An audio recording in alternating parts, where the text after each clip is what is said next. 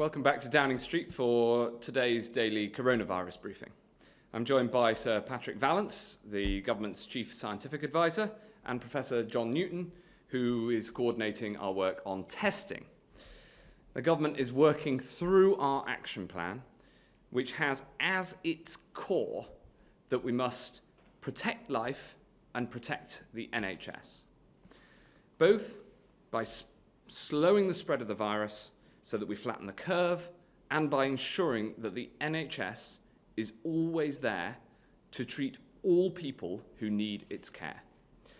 According to the most recent figures, 583,496 tests for coronavirus have now been carried out in the UK, including 23,560 tests carried out yesterday.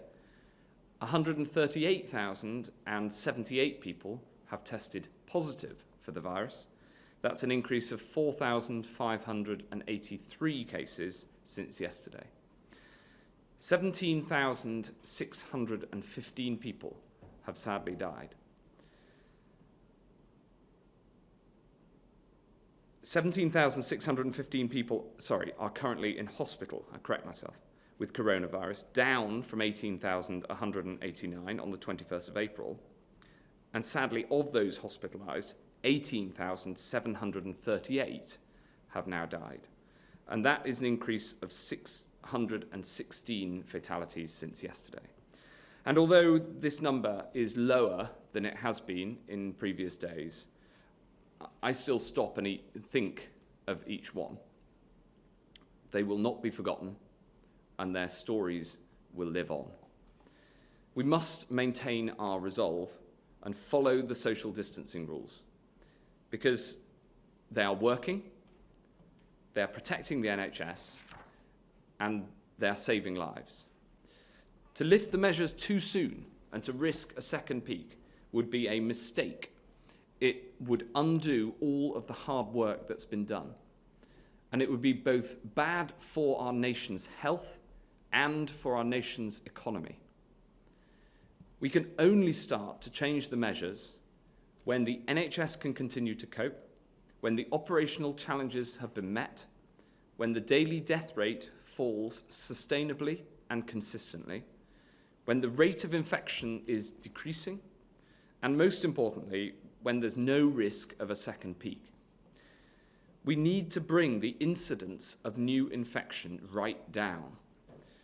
We'll then use a rigorous program of test, track, and trace, and keep it down so we can safely release more of the restrictions.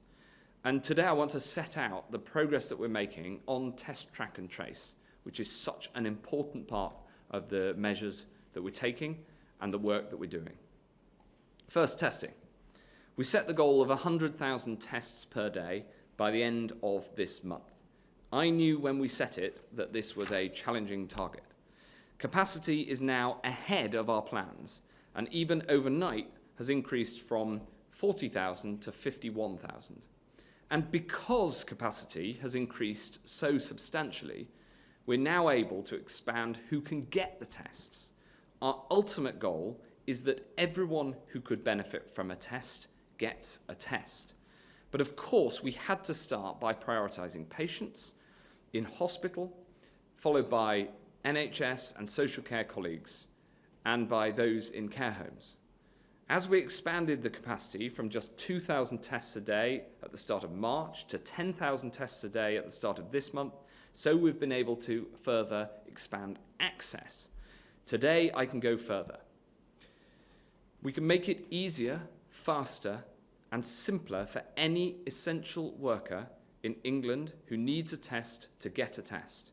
From today, employers of essential workers who will be able to go on gov.uk to get a test for any of their staff who need a test. And from tomorrow, any essential workers who need a test will be able to book an appointment on gov.uk themselves directly. This all applies for people in essential workers' households too who need a test. It's all part of getting Britain back on her feet. Those included as essential workers will be based on the list for schools and education set out on gov.uk. The whole process will be free. And once you've entered your details on the website, you'll get a text or an email inviting you to book an appointment.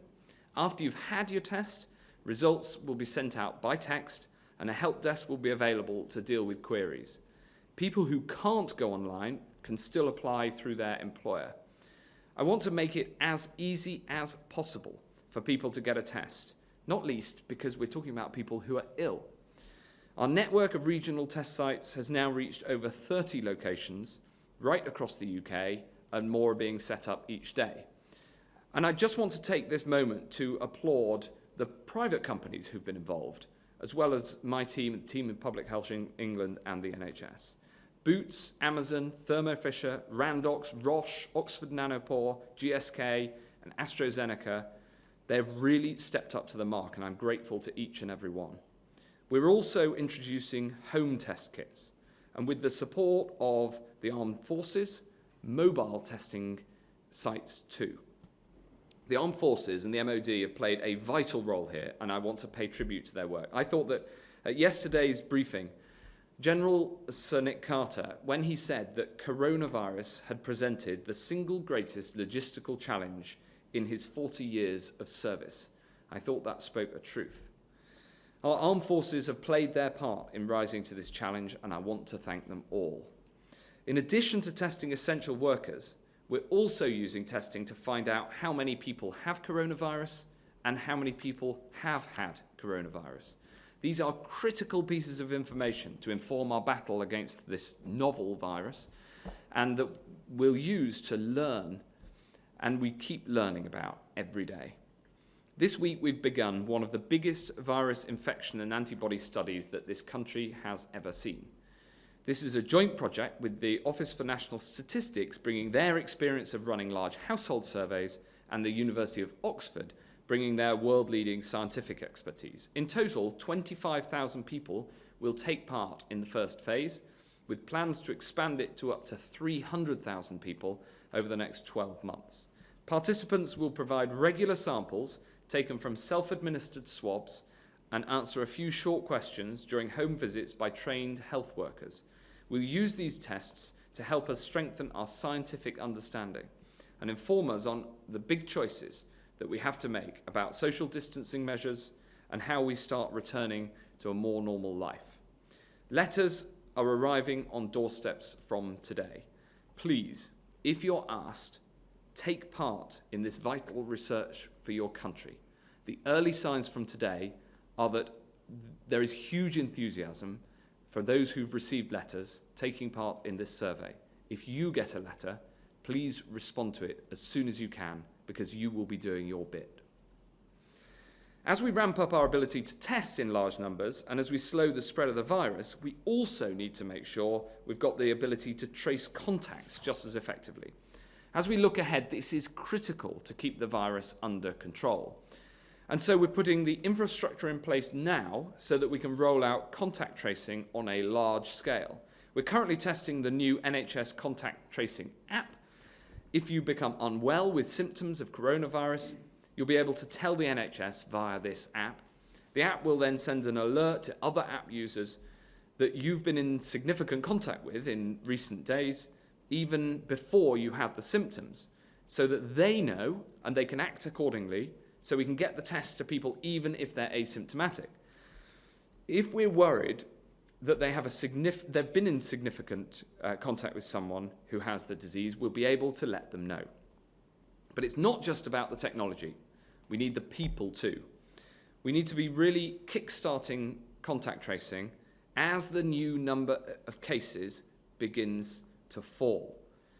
We're preparing for this now by hiring an initial 18,000 people, including over 3,000 clinicians, including public health specialists. We'll be training up the massed ranks of our contact tracers over the coming weeks and roll out the service. This test, track and trace will be vital to stop a second peak of the virus. But recent weeks have shown that there is something we can all do, and that's to follow the rules on social distancing. I am acutely aware of how difficult this has been, and especially as we enter Ramadan, a month that is so special for so many people. This Ramadan, many Muslims who serve their country in the NHS and in the armed forces, and in so many other ways, will not be sharing the joy of this month as they normally do. I want to say to all British Muslims, thank you for staying at home.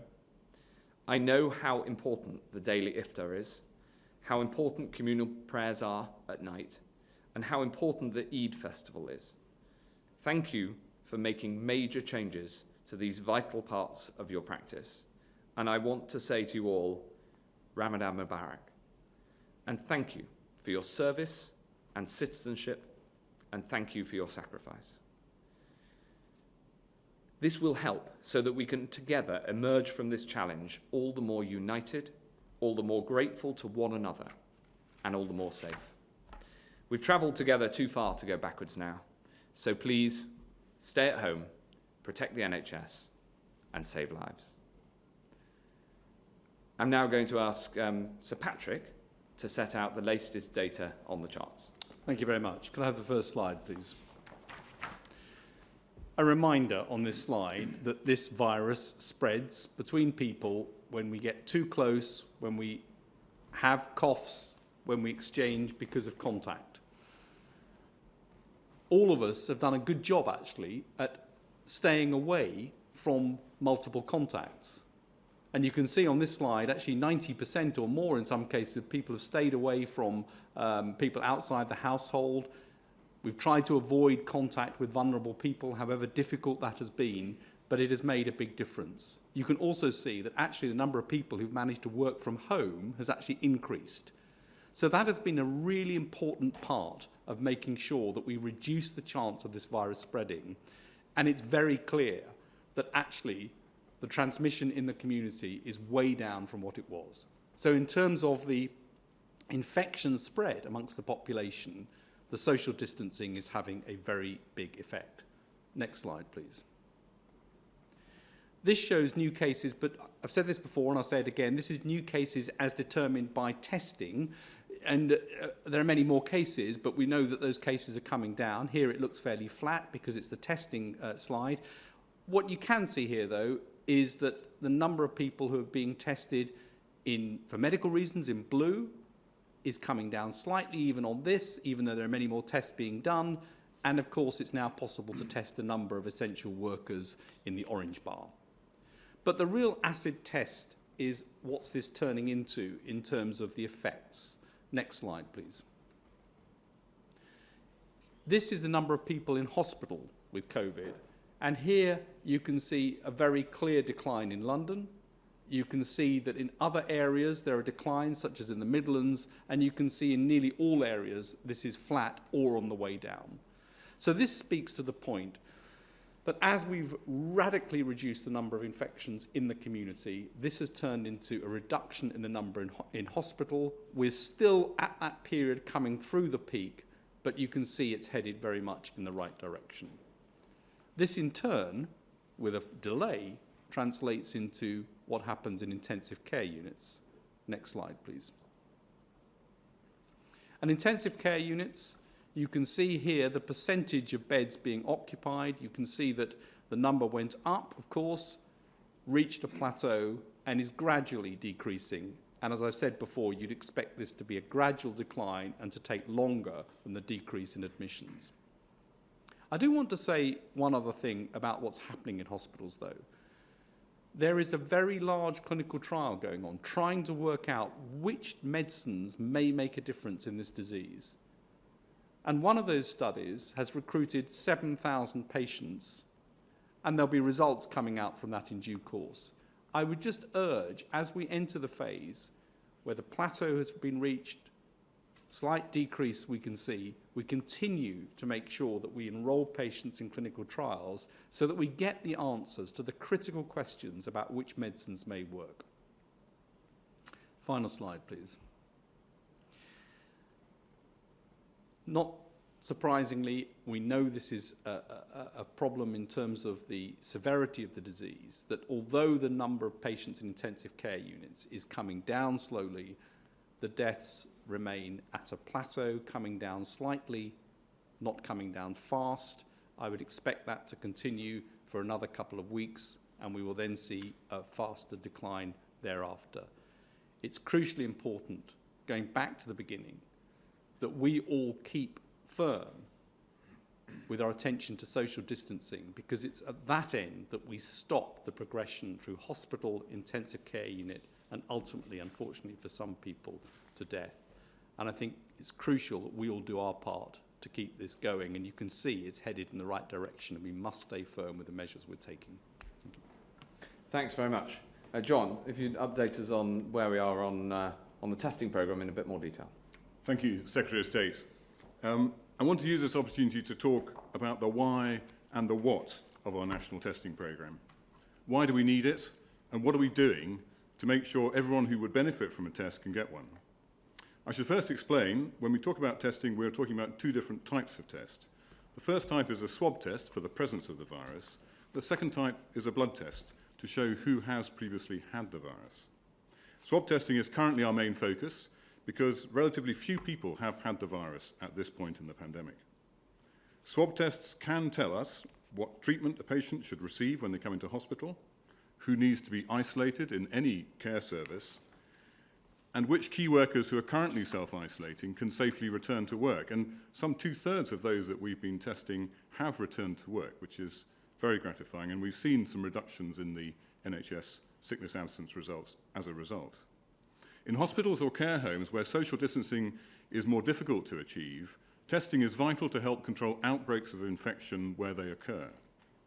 And finally, swab tests can help us understand the spread of the disease across the population through carefully designed surveys of the type that Secretary of State just described, the one led by the Office for National Statistics and Oxford University.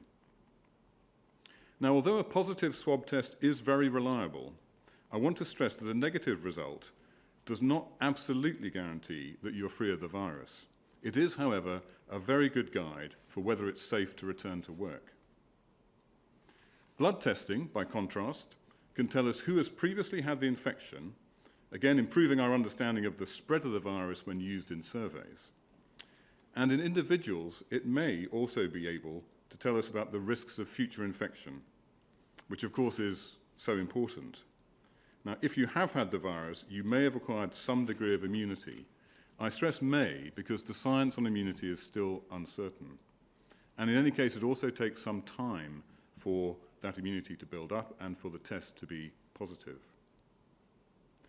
Our 5-pillar national testing programme is designed to ensure that everyone who needs a test can have one. To make that happen, we're doing two things: increasing capacity for testing and increasing access. May I have the first slide, please, on testing? Here we can see that, as Secretary of State said, we've now performed more than 500,000 tests in the UK, which is, and that's been steadily increasing over time. If I could have the second slide, please. This slide shows the increase in the capacity to undertake tests. And we're talking here about the swab tests. And compared to the start of the month, you can see that we have increased substantially so that we can now do more than 51,000 tests a day. And the shape of the curve is exponential. You can see that it's rapidly increasing at this point, which is what we expected. Now, we've done this by securing supplies of kits and consumables from some of the leading manufacturers that Secretary of State mentioned, and these are the very best of their kind available in the world. We've also introduced new tests, new types of tests. So at least, for example, at least 2 NHS labs are now using a test that has no RNA extraction stage, which means no need for the chemical reagents, which are in such high demand around the world. And we've also developed technology within the NHS to direct capacity to where it's needed most, and that's made a huge difference. In addition, we have the 3 new Lighthouse Labs, which are all now on stream. These are the ones in Milton Keynes, in Manchester, and in Glasgow. Each of these labs will be able to process tens of thousands of tests per day. And we're introducing automation into those processes, which really ramps up the capacity. We've also entered into partnerships with leading labs in industry and academia in addition to these other labs I've mentioned already, and this will help increase volume still further. So we are currently on track to reach 100,000 tests per day as planned. In fact, we're somewhat ahead of where we thought we'd be at this stage. Now, a huge amount of work has gone into this across the board, and I want to take this opportunity to thank everyone involved. Next, we're increasing access to testing. So if I could have the next slide, please. So you can see here from the map particularly, we already have more than 30 drive-through centres, and these are increasing to around 48. As the Secretary of State mentioned, home testing option is also now in place, and we will increase this further. We also want to use an approach we call a satellite approach, where test kits are delivered in batches to a single site and then returned in batches. And then finally, as you heard, we are also currently working with the Army on a new pop-up mobile testing option, which was developed for us by the Army and is really working very well. So we're going to have 48 of these pop-up facilities which can travel around the country to where they're needed most, for example, in care homes. Now, a key development that will transform access is this new the web portals for employers and for essential workers to refer themselves for a test. All of this together means that any essential worker or member of their household who has symptoms and would benefit from a test will be able to get one.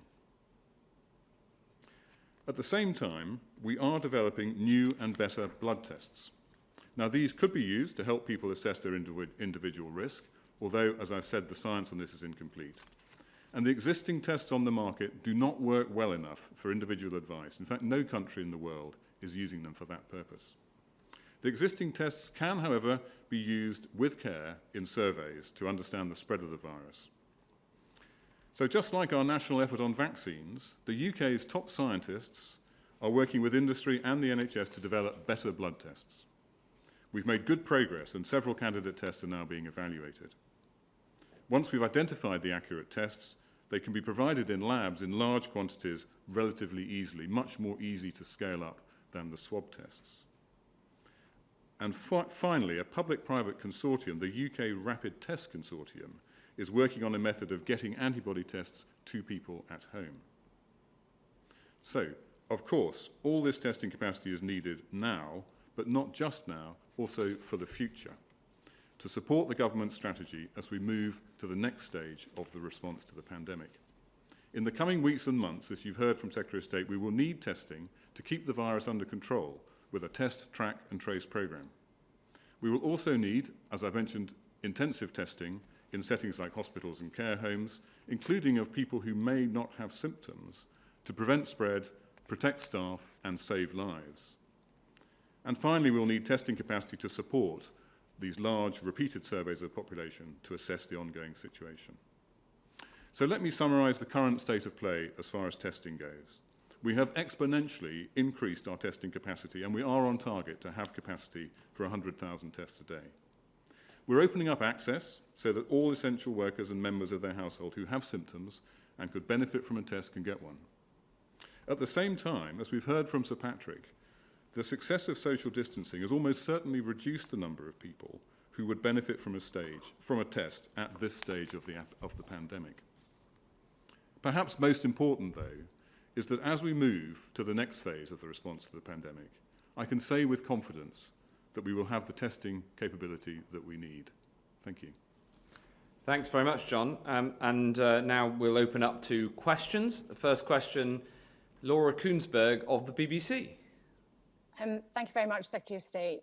There is broad public support for the lockdown, but the Scottish First Minister, the opposition, and some of your own MPs think you should be more transparent about what might come next. Are they all wrong? Because the 5 tests you've set out are all about when it might be time, but not about how we might move on into that next phase. And if I could ask Sir Patrick, what do you think the gap between the peaks in terms of time could be in different parts of the country? Thanks. Thanks, Laura. Well, I understand the thirst for knowledge, but the tests that we've set out, which are the basis from which others, for instance, the Scottish Government, have then developed their plans. Those tests are the critical tests for when changes can be made. And of course, monitoring what's happening and making sure that we move at the right time is absolutely critical. But the message remains to your viewers and to everybody across the country, the message remains the same, that people need to stay at home to protect the NHS and save lives. And the reason that we have clarity on that message is that it has succeeded in bringing down and flattening the curve, but we are not through that yet. And there's an awful lot of work that still needs to be done, and we're absolutely determined to avoid a second peak. So we've set out, precisely as you say, the 5 tests for when we should move. We haven't met them yet, and therefore we must keep the social distancing measures in place. Patrick. It's worth remembering that what we've done is really suppress the numbers. So this isn't a natural peak. This is a suppressed peak. And I think London is ahead of the rest of the country, maybe by a couple of weeks, but there's quite a lot of synchrony right across the country, actually. It's not massively different. So I can't be absolutely sure about this, but I think 2 or 3 weeks is the sort of order where you might expect to see some differences across the country. Thanks very much. Robert Peston, ITV. Can I come back on that? Thanks, Robert. Hello. Good afternoon. Couple of quick ones. First of all, if you look at the ICNARC intensive care surveys, it does seem that people who are overweight are more at risk of becoming acutely ill. But being overweight is not something that on the whole you talk about as a risk factor. Is being overweight a risk factor? And secondly, just to Sir Patrick, it wasn't that long ago, Sir Patrick, that you said 20,000 deaths would be a good result. It's very clear there are going to be more than 20,000 deaths. This is not a blame thing, but what have you learned about this virus and how it's behaving that explains why it's going to be considerably more than 20,000 deaths? And do you have a sense of, in this phase, how many deaths we're likely to see? Thanks, Robert. I'll ask John to answer the first and Patrick to answer the second. Yes, thank you, Secretary of State. Well, yes, Robert, so the data you mentioned showed a number of differences between the characteristics of people receiving care for coronavirus and the general population. In fact, Secretary of State has asked Public Health England to undertake a detailed piece of research to look into this, working with academic colleagues. So we're certainly looking at the relationship between obesity and outcomes, but also a number of other factors such as ethnicity, age and gender even are all important factors. So there's quite a lot of work to do. There are some, in the data that we have, there are some techniques to try and assess by linkage and so on how important these differences are. So there's a certain amount of statistical work to do, but it should be possible to get an answer to some of those questions reasonably soon. Thanks very much. Patrick. In a way, your first question, to some extent, answers the second one. There's a lot we don't know about this virus. I mean, it's odd that you see this obesity signal. It's odd that it's got such a gender difference. There are lots of things about this new virus that we don't understand. There are lots of things that are being learnt quite fast. There are lots of things that we need to understand about the immunity to it. In terms of the numbers of deaths, I think it's difficult to speculate exactly what that will look like at the end of this. It's very clear that there have been large numbers right the way across the world. And I think the key statistic that we need to look at going forward is the overall excess deaths, which encompasses direct and indirect, as the CMO has laid out repeatedly. So I'm not going to try and put a number on that. Clearly, every death is absolutely regrettable and affects many people, and our job is to try to make sure we suppress this as far as we can and keep those numbers down. Thanks very much. Beth Rigby at Sky. Thank you, Secretary of State. Mr. Hancock, first a question for you. Does a proper scaled-up testing and tracing system have to be up and running before you're even countenance easing the lockdown? And if so, can you get that ready by May the 7th?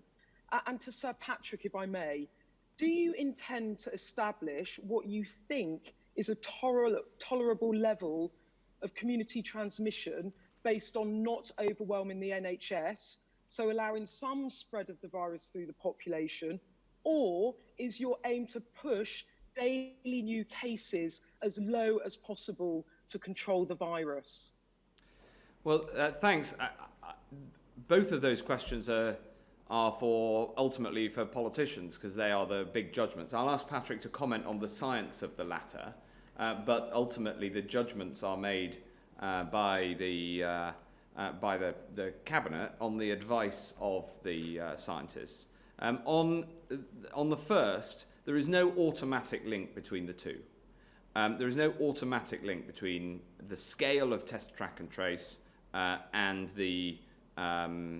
any changes to the social distancing measures. So I wouldn't put a deadline on it in the way that you did. What I would say is that test, track and trace done effectively, can help to suppress the transmission in a way that allows you then to have lesser social distancing rules. And critically, test, track and trace works more effectively when the rate of new cases is lower. So the lower the rate of new cases, the more effectively you can keep it down using test, track and trace rather than having to use heavier social distancing measures.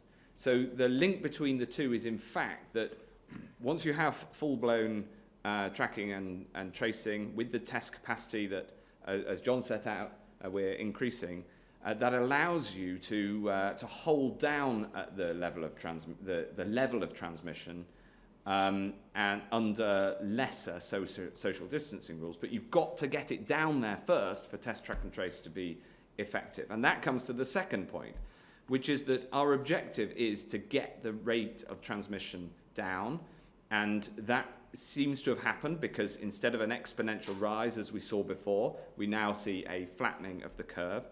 And then crucially, to get the level of transmission down, as in the number of new cases. So it's both about the rate of change and the level. So it appears that we have got the R figure, the rate of transmission, lower because we've flattened the curve. But we've got to see the number of cases as well come down, because then you can use test, track and trace to hold it down. So that's the way that those two things fit together, and it's all part of a piece, and both of your questions are entirely tied to each other, which is why all of this becomes a strategic question rather than purely a scientific question, but it is of course based on the science. Patrick, does that... Absolutely right. I mean, we advised on what measures needed to be put in place to keep the numbers down below NHS critical care capacity. That was absolutely crucial, and it looks like that has been achieved, and therefore that's one really important step. And we're advising now on what measures need to be in place in order to get those numbers lower for the reasons Secretary of State said, and what numbers are necessary in order to get down to trace and sort of test, track and trace approaches. But the decision on how far to go and which measures should be released and so on are ones for ministers. Thanks very much, Beth. Ben Kentish from LBC. Thank you, Secretary of State. Everyone agrees that the track and trace method that you've been talking about is going to be very important in the coming weeks. So I wondered if I could just ask you to give us a few specifics. How many of those 18,000 tracers are in place? When do you think you need to get to the 18,000? And how low, roughly, do case numbers need to be before track and trace can start to be in any way effective? Yeah. And just a second question, if I may, on science and face masks. We were behind other countries in going into lockdown. We've been behind other countries in scaling up our testing capacity. And it seems we're behind other countries in the use of face masks. When I asked about this 2 weeks ago, for example, that there was no effective, it seems, and that advice may change.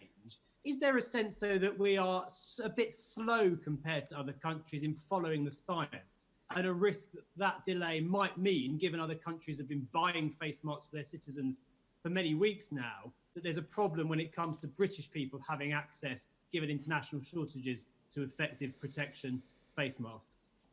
Thanks very much. So on the first question, We're recruiting now, and we need to, we've set out in the first instance that we're recruiting 18,000, of whom 3,000 will be clinical personnel, and train up the other 15,000. That process is ongoing. And in terms of when it'll be ready, it's in a matter of weeks. That will then, help. But critically, it's needed when we get the level of transmission down. On the second question, we've discussed the timings many times before. I don't accept the premise of the question because we followed the science throughout this, building on that science. And the science develops as we learn more about the virus.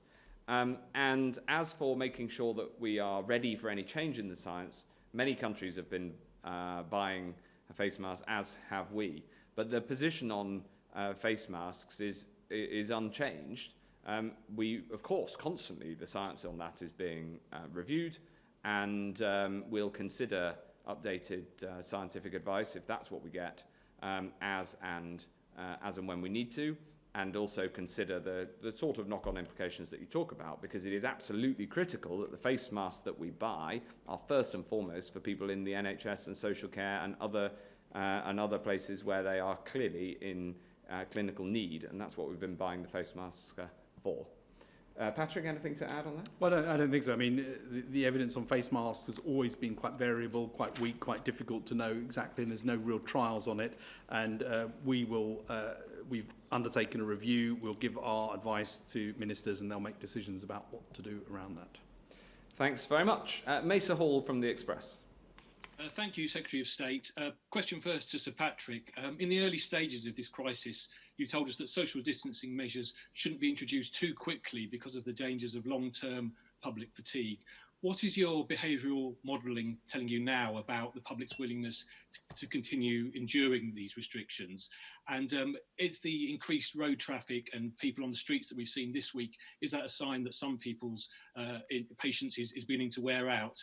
And Secretary of State, as we prepare to applaud our NHS workers again tonight, can you tell us what progress the government has made into providing improved support for the relatives of those doctors, nurses and other medical staff who lose their lives in this emergency? Dozens of MPs have been calling for a scheme similar to that operates for bereaved armed forces families. Is this something that you would consider? Thank you very much, Mesa. I'll ask Sir Patrick to answer the first on the endurance of people's support for the lockdown measures. All I'd say is I think it's been absolutely phenomenal how the British people have responded when we've asked them to do something that is quite difficult to follow those new social distancing rules. They have risen to that, and I'm very proud of them.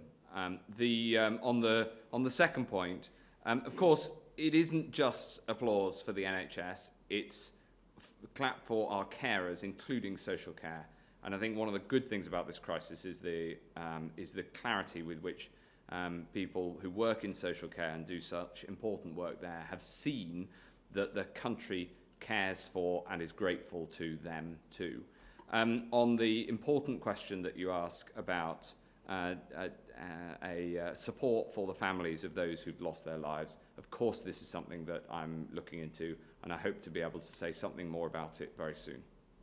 Patrick. Well, on the social distancing, we said at the outset that it's important to break transmission between households to lower the rate of transmission, and social distancing clearly is the way that you can do that, and it needs to be sustainable.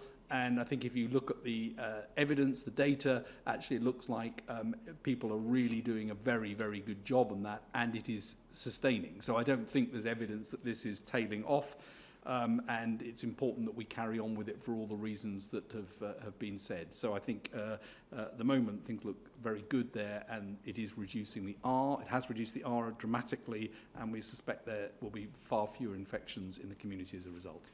Final thing I'd say, Mesa, is that I pay tribute to the support that the Daily Express has shown for our health and care staff throughout this crisis, with constant messages of support, which I know that my colleagues appreciate. Joe Murphy from the Evening Standard. Secretary of State. It's really encouraging to see that curve for London coming down. Sir Patrick said London was 2 weeks ahead of other regions. Wouldn't it make sense and perhaps save thousands of firms from going bust and hundreds of thousands of jobs from being lost if London could start coming out of lockdown 2 weeks ahead of regions who aren't so lucky at the moment? And could I just ask Professor Newton at the same time, doctors are telling us that you can't rely on certificates of cause of death to make figures on how many patients have died, how many people in the community have died of coronavirus, because doctors are not always writing COVID-19 on the certificate because they don't know without a test. Wouldn't it make sense to start testing every person who dies in a care home with any sort of symptom so that the figures can be more accurate? Thank you. I'll ask Sir Patrick to answer the first and Professor Newton to answer the second.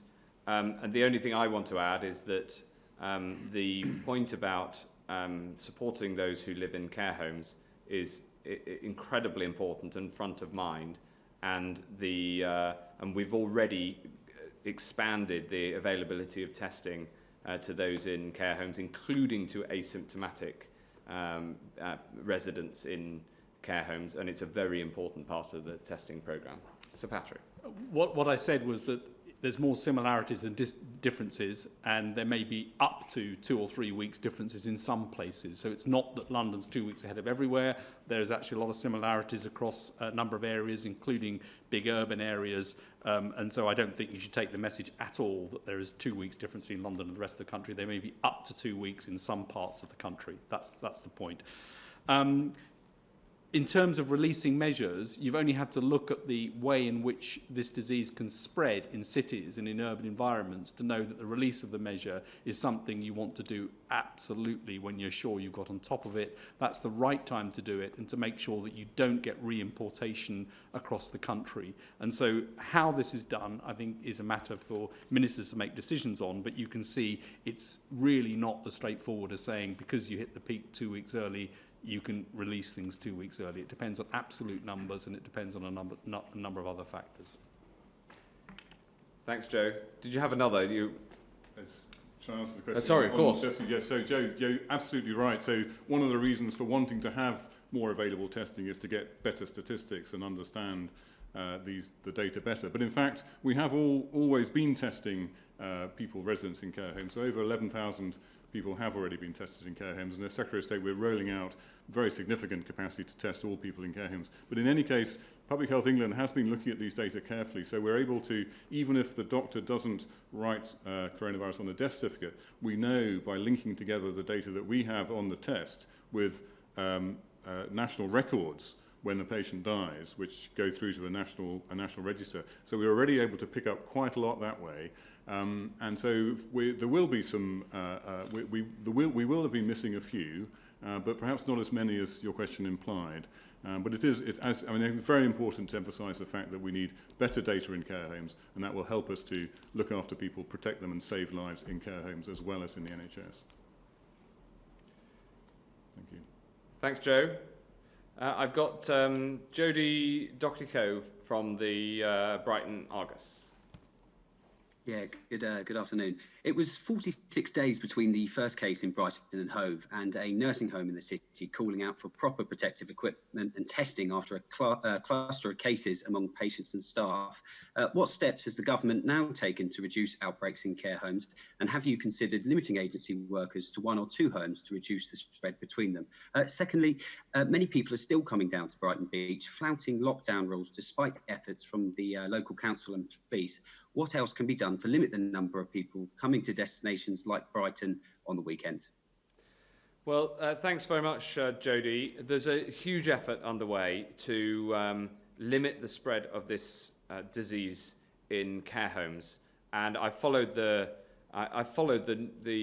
reports from the care homes in Brighton very closely, and as you say, there was a significant gap between the first positive case in Brighton and the first reported cases in care homes. And what we've been able to do recently is expand the amount of testing so that anybody who has symptoms in a care home now gets tested. And as of yesterday, we've introduced the testing of people who don't have symptoms in care homes for exactly the sort of reasons that you set out, so that everybody who can benefit from a test, who is a resident in a care home, can now get a test.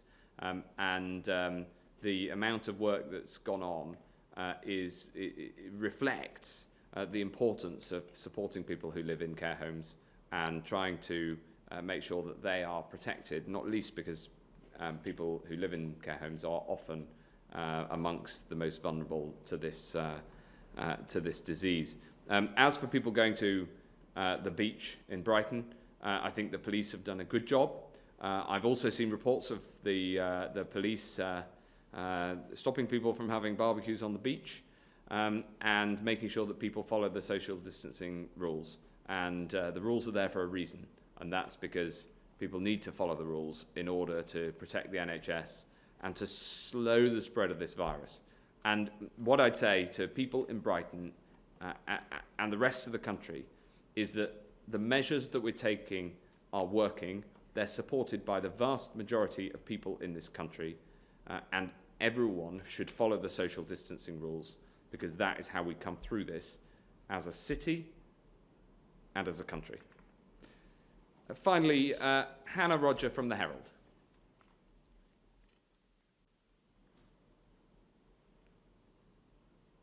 Hello. Hello. Hi there. So I've got a question for the Secretary of State and one for Sir Patrick. So Secretary of State, today the Scottish Government has produced a detailed 25-page report on their exit strategy from the lockdown. Nicola Sturgeon, our First Minister, said that she wants to have an adult discussion and she wants to receive feedback from the Scottish public on her plan. My question to you is, why has the UK government been unable thus far to produce a similarly detailed plan which not only can be scrutinised by members of the public but can also be used to give people some hope? And my question for Sir Patrick is, the Scottish Government report today says one of the ways forward out of the lockdown could be to vary restrictions based on geography, professional sector and by specific demographics and groups of the population. Do you agree that this is something that should be considered, and is it something that you yourself might take into consideration when looking at the exit strategy for the UK? Thanks very much, Hannah. We've set out the 5 tests that are needed for us to make changes to the lockdown measures, and the Scottish Government's proposals are based on those tests. I think that having the 4 nations of the UK work together on this has been important thus far, not just on social distancing, but also, for instance, on testing. I think that the country has essentially moved together. And you can see that in the flattening of the curve, which has essentially happened in all regions and nations of the UK together. And I think that it's important that, us having set out the test, and now the Scottish Government having set out their approach, which is very similar, and based on those 5 tests we've set out, I think that the UK-wide approach is the best way to go. Well, just to echo that, the scientists are all working together, and actually we're very closely working with the chair of the Scottish Science Advice Group, who joins us as well for all our meetings, and we share information and we look at all the same things, and the modelling is shared so that people don't have to repeat what others are doing. And so this is very much a unified approach to looking at the different options and the impact that they could have in terms of social distancing, which is the key thing. How do you make sure you reduce the contacts in a way that allows the R to stay below 1 and allow things to return more towards normal in due course? Thanks very much indeed. That concludes the Downing Street coronavirus briefing for today, and I'll no doubt see you again soon. Thank you.